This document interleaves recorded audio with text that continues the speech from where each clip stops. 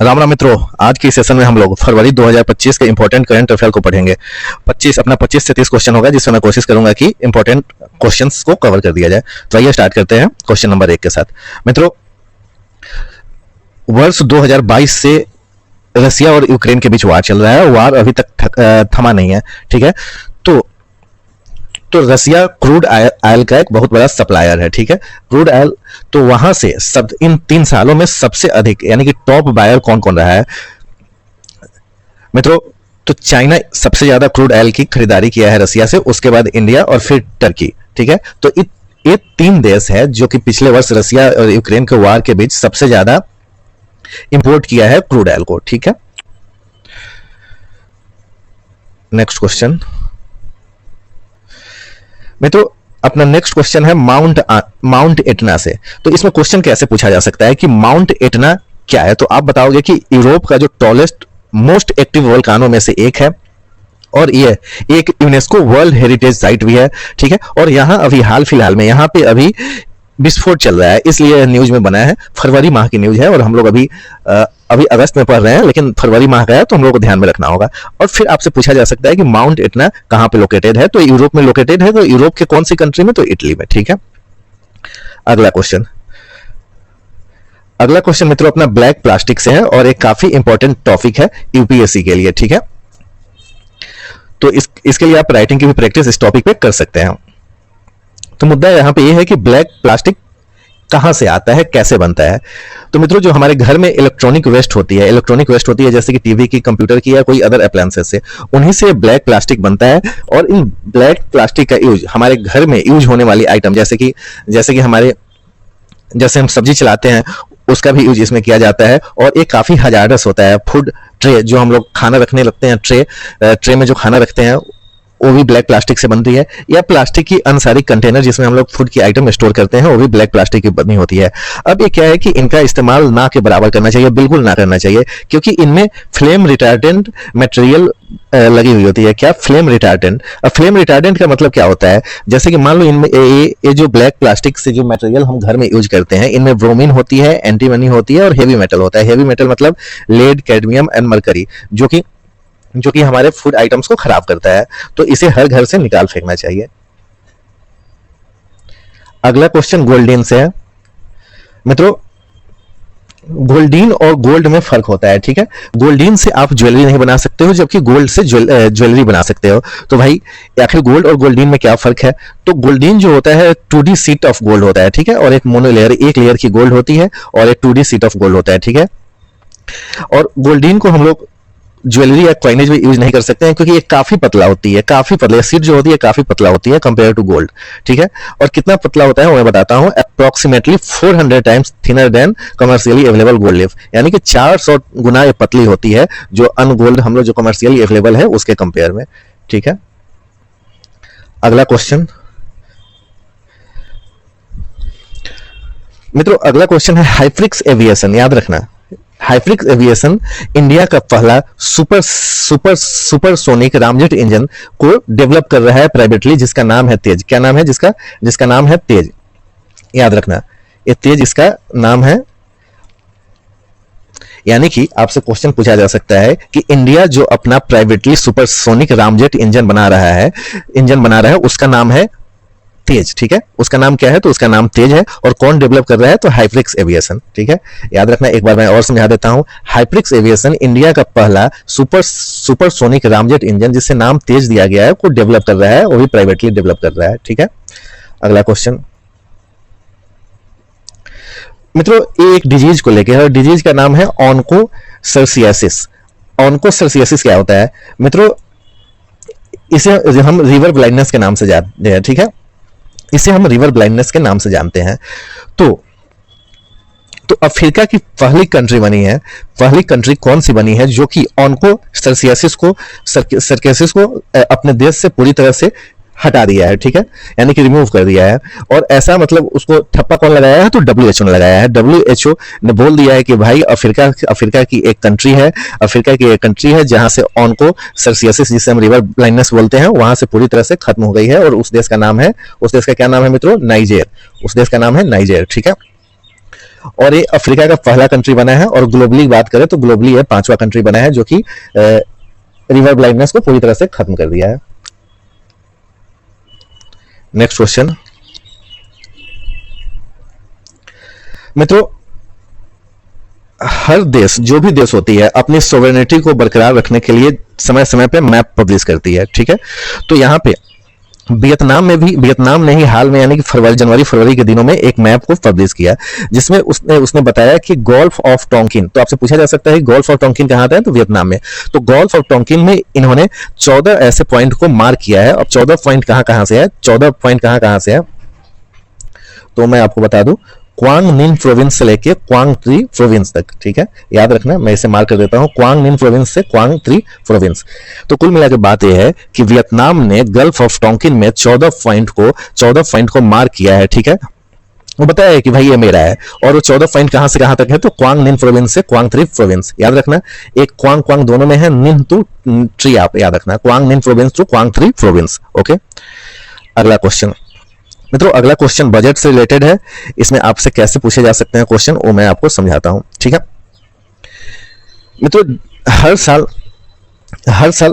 भारत सरकार अपनी अलग अलग मिनिस्ट्री को कुछ पैसा देती है, ठीक है। और एग्जामिनेशन में कैसे पूछे जाते हैं कि defence ministry, agriculture ministry, home ministry, इनमें से सबसे ज्यादा बजट का एलोकेशन कौन सी मिनिस्ट्री को हुआ है, तो आपको रैंकिंग वाइज में पूछ लेगा। जैसे आपको देगा हेल्थ में, एजुकेशन में, आईटी में, एनर्जी में, डिफेंस में, ठीक है।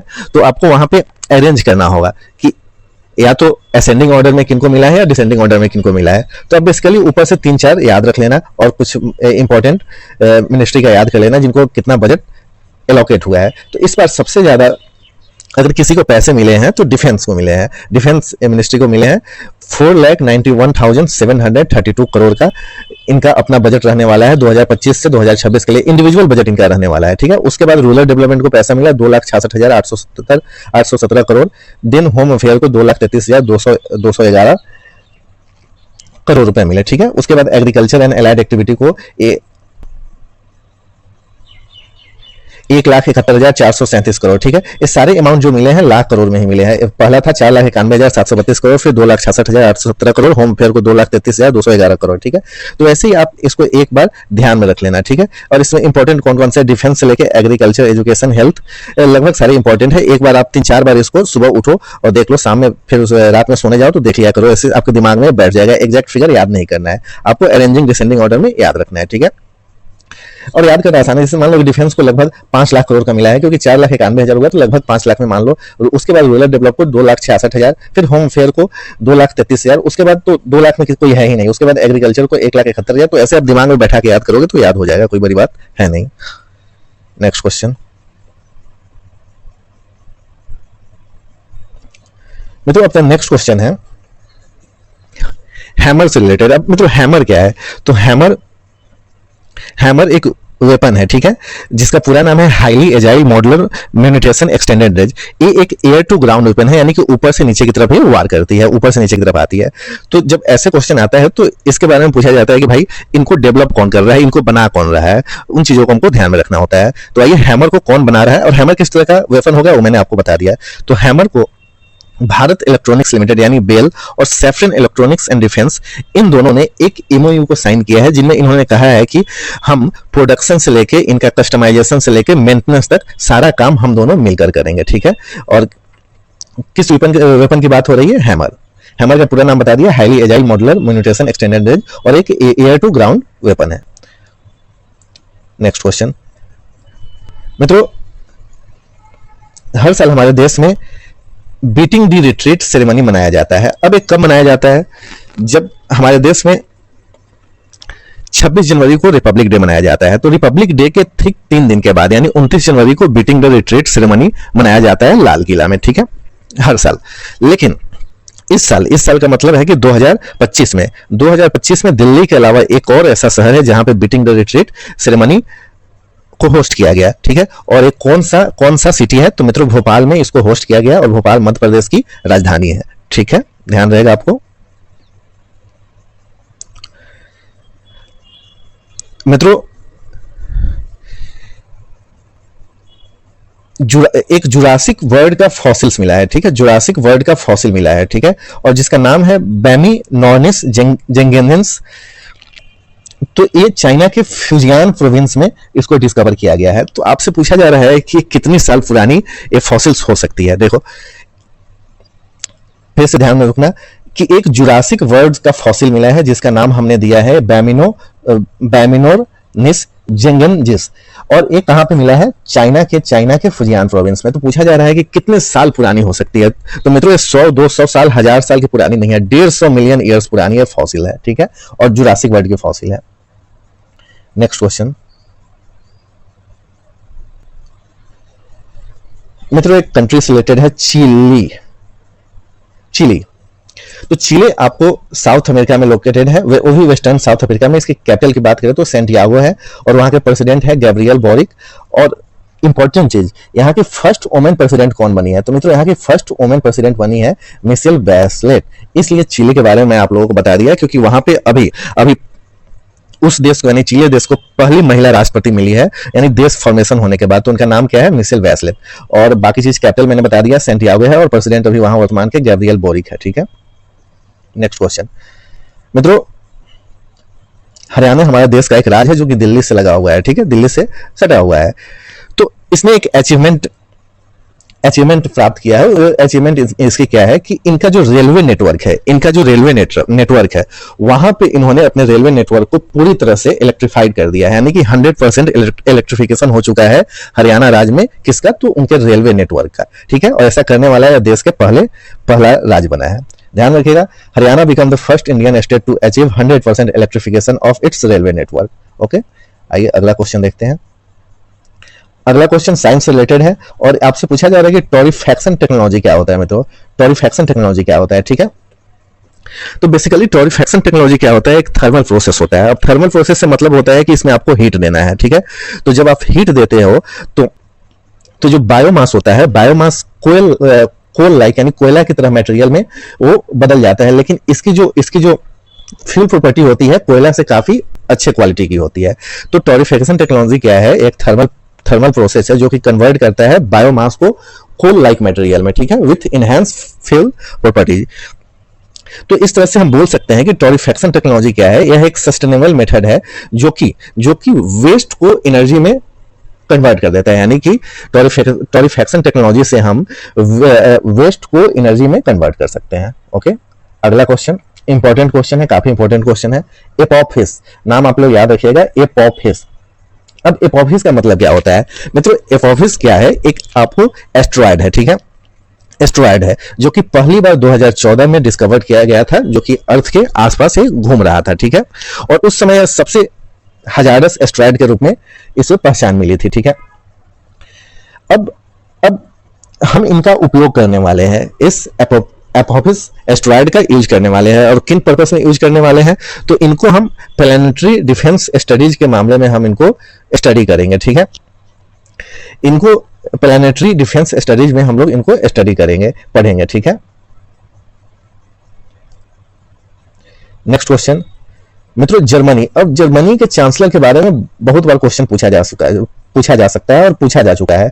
तो जर्मनी एक सेंट्रल यूरोपियन कंट्री है जिसके चांसलर है फ्रेडरिक मर्ज, ये हर बार इंपॉर्टेंट क्वेश्चन है, वनडे में तो बहुत बार पूछे जाते हैं। जर्मनी की कैपिटल क्या है? बर्लिन है, ठीक है। मित्रों बिहार में चुनाव आने वाले हैं, ठीक है, तो इलेक्शन कमिश्नर से भी क्वेश्चन पूछे जा सकते हैं। तो आप ध्यान में रखोगे कि हाल में अभी इंडिया के चीफ इलेक्शन कमिश्नर कौन है? तो ज्ञानेश कुमार है, ठीक है, अभी ज्ञानेश कुमार भारत के चीफ इलेक्शन कमिश्नर है। नेक्स्ट क्वेश्चन मित्रों न्यूजीलैंड का एक पहाड़ है जिसे वहां के ट्राइब के लोगों को इज्जत देते हुए उस पहाड़ को पर्सनहुड की उपाधि दी गई है, यानी कि पहाड़ है लेकिन उसे पर्सनहुड की स्टेटस दी गई है। तो उस पहाड़ का नाम क्या है? उस पहाड़ का नाम है मित्रों माउंट तारानाकी, ठीक है। नेक्स्ट क्वेश्चन मित्रों जनवरी फरवरी के दिनों में पालमायरा नाम का चर्चा सुनने को मिला था। तो ये पालमायरा है कहां पे? तो मित्रों ये पालमायरा है आपको सीरिया में, ठीक है, और सीरिया में टोटल 6 यूनेस्को के द्वारा रिकॉग्नाइज्ड हेरिटेज साइट है, ठीक है, वर्ल्ड हेरिटेज साइट है। तो उन 6 यूनेस्को वर्ल्ड हेरिटेज साइट में एक है पालमायरा, ठीक है। तो आपसे पूछा जा सकता है कि पालमायरा है कहां, तो आप सीधा सीधी आंसर कर सकते हो कि सीरिया में है। और वहां के जो 6 यूनेस्को वर्ल्ड हेरिटेज साइट है उनमें से एक है। अगला क्वेश्चन मित्रों देवराय करके है। मित्रों देवराय क्या है? देवराय एक मराठी टर्म है, ठीक है, जिसका सिंपल मीनिंग होता है गॉड फॉरेस्ट, यानी कि भगवान का जंगल, ठीक है। तो देवराय क्या रेफर करता है? देवराय मित्रों एक सैक्रेड ग्रुप है। गॉड फॉरेस्ट के बारे में बता ही दिया, तो सैक्रेड ग्रुप को रिप्रेजेंट करता है। और प्राइमरली आपको कहां देखा जाता है? वेस्टर्न घाट, जो महाराष्ट्र के वेस्टर्न घाट है वहां पे आपको देखने को मिलेगा, ठीक है, वेस्टर्न घाट ऑफ महाराष्ट्र। तो देवराय का मीनिंग आपको क्लियर है? देवराय मीन्स गॉड फॉरेस्ट और एक मराठी टर्म है। इसका मतलब होता है देवराय का मतलब है कि एक सैक्रेड ग्रुप से है, जो कि आपको प्राइमरली देखा जाता है महाराष्ट्र के वेस्टर्न घाट में। अगला क्वेश्चन आपको स्पेस से है। मित्रों आपसे पूछा जा सकता है तृष्णा मिशन क्या है, ठीक है। तो तृष्णा मिशन इंडिया और फ्रांस की जो स्पेस एजेंसी है, उन दोनों के बीच का कोलैबोरेशन का नाम है तृष्णा मिशन, ठीक है। अब तृष्णा क्या करेगा? तृष्णा जो है सन के सिंक्रोनस ऑर्बिट में ये ऑपरेट करेगा। इतना ही याद रखना, Trishna will operate in a sun synchronous orbit, जो कि इंश्योर करेगा अर्थ की कंसिस्टेंट लाइटिंग कंडीशन को, which ensure that it observe the earth under consistent lighting condition, ठीक है, क्लियर है। तो तृष्णा मिशन क्या है? सीधे आप ध्यान रखना कि इंडो फ्रेंच की ज्वाइंट स्पेस एजेंसी का कोलैबोरेशन है, ठीक है। यानी कि इंडिया का जो स्पेस एजेंसी है उसको हम क्या बोलते हैं? इसरो, और फ्रांस की जो स्पेस एजेंसी है उसको क्या बोलते हैं? CNES, ठीक है। तो इन दोनों के बीच में कोलैबोरेशन है।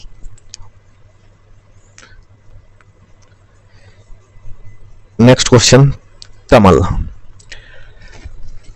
मैं तो तमल आखिर में है क्या?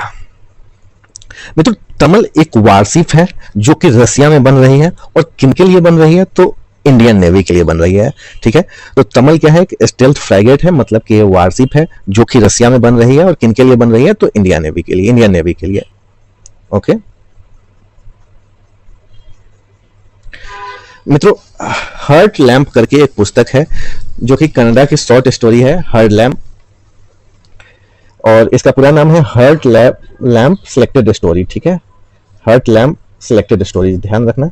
तो ये लिखी गई है, ये पुस्तक लिखी गई है बानू मुश्ताक के द्वारा, और ये 2025 में international Booker prize long list में इसको जगह मिला है, ठीक है।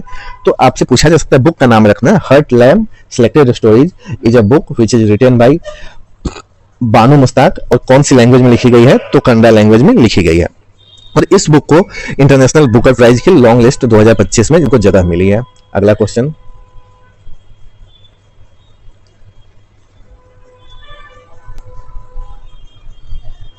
देखो कौन सी कंट्री ने GTAI यानी कि green transition alliance India initiative को इनहेंस करने के लिए कोलैब किया है? तो आपका आंसर होगा डेनमार्क। तो डेनमार्क कंपनी ने green transition alliance India initiative को इनहेंस करने के लिए भारत के साथ कोलैबोरेशन किया है। अगला question 25 number question.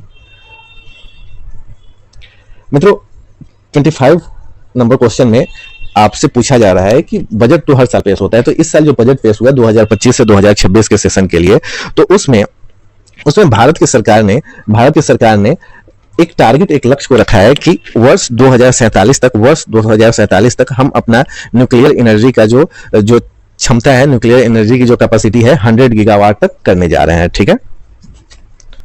Next question पंचामृत से रिलेटेड है। तो पंचामृत क्या है? पंचामृत एक इनिशिएटिव है, ठीक है, यानी एक तरह से पहल है, और ये पहल कब लाया गया था?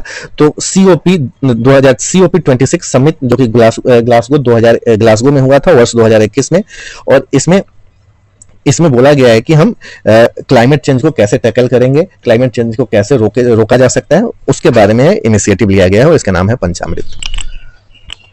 तो आप सीधे ध्यान रखना कि पंचामृत एक इनिशिएटिव है जो कि अनाउंस किया था इंडिया ने, कब किया था? तो COP26 समिट में। और ये समिट कब हुई थी? 2021 में। कहां पे हुई थी? तो ग्लासगो में। और ये भाई ये इनिशिएटिव किस लिए है? तो for tackle the climate change situation. Next question मित्रों, पीएम आशा मतलब प्रधानमंत्री अन्नदाता आय संरक्षण अभियान। प्रधानमंत्री अन्नदाता आय संरक्षण अभियान, जिसे हम शॉर्ट में पीएम आशा बोलते हैं, तो इसे 2025-26 तक एक्सटेंड कर दिया गया है। इस स्कीम को, पीएम आशा स्कीम को 2025-26 तक एक्सटेंड कर दिया गया है। और इसमें कहा गया है कि हम लोग पल्स को 100% जो दालें हैं, पल्स है, उनकी खरीदारी हम करेंगे अगले 4 साल तक। ठीक है,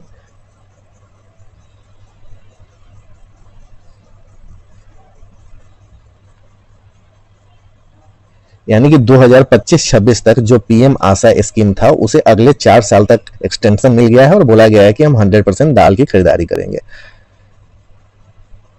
मित्रों, 16 फाइनेंस कमीशन, आपसे पूछा जा सकता है कि फाइनेंस कमीशन के चेयरमैन का नाम बताइए, तो डॉक्टर अरविंद पनगरिया। ठीक है, नेक्स्ट क्वेश्चन, ये अपना आखिरी क्वेश्चन होने वाला है, डीएनए बार कोडिंग। मित्रों, डीएनए बार कोडिंग से मतलब क्या है? मित्रों, आमतौर पे जनरल भाषा में समझो, डीएनए का मतलब क्या होता है। जैसे कि कोई अगर हमारे डीएनए के बारे में बोलता है, तो यानी कि हमारे पेरेंट्स के बारे में, फॉर फादर के बारे में, या जो हमारी आने वाली अगली डीएनए संतानें होगी उनके बारे में, तो ये डीएनए बताता है। अब बारकोडिंग क्या होता है? जैसे कि आप मान लो कि बारकोड आपको मिला, ठीक है, तो बारकोड का मतलब क्या होता है? एक स्पेशल आइडेंटिफिकेशन होता है। जैसे मान लो कि आपको कहीं पे इस बारकोड मिला और स्कैन करके उसमें पैसे देना है, तो एक यूनिक आइडेंटिफिकेशन होता है ना, कि वो फलाने का, मान लो कि ABCD, ए हुआ, बी हुआ, सी हुआ, डी हुआ, सबका एक यूनिक आइडेंटिफिकेशन मिलता है, ताकि हर इस एक इंडिविजुअल के खाते में पैसे पहुंच जाए। तो डीएनए बारकोडिंग ऐसे ही समझना। तो डीएनए बारकोडिंग एक मेथड है जो आइडेंटिफाई करता है स्पीसीज को, और छोटे छोटे स्पीसीज को। अब क्यों ऐसा करता है? ताकि बहुत छोटे छोटे ऐसे स्पीसीज होते हैं जिनको मतलब छांटना, अलग अलग करना, डिफ्रेंशिएट करना काफी मुश्किल होता है। तो इसलिए डीएनए बारकोडिंग को लाया गया है, जो कि ये एक तरह से जेनेटिक आईडी की तरह बिहेव करता है। और जो छोटे छोटे स्पीसीज होते हैं, जो एक तरह से दिखने वाले स्पीसीज होते हैं, उनको बड़े आसानी से डिफ्रेंशिएट कर देता है, और वो भी काफी एक्यूरेटली। अब इसकी यूज कहाँ कहाँ होती है? तो मित्रों, इसकी यूज होती है फॉरेंसिक में, मेडिसिन में, और फूड ऑथेंटिकेशन में, और यही नहीं, बायोडाइवर्सिटी कंजर्वेशन में भी डीएनए बारकोडिंग का मदद लिया जाता है। ठीक है, तो मित्रों, फरवरी 2025 के इंपॉर्टेंट करंट अफेयर्स थे, जिसे मैंने आप लोगों को समझाने की कोशिश की। मिलते हैं अगले सेशन में। अगर यहाँ पे कोई क्वेश्चन आपको समझ में नहीं आया होगा तो आप बताना, मैं उसे डील कर दूंगा, फिर अगले सेशन में समझा दूंगा।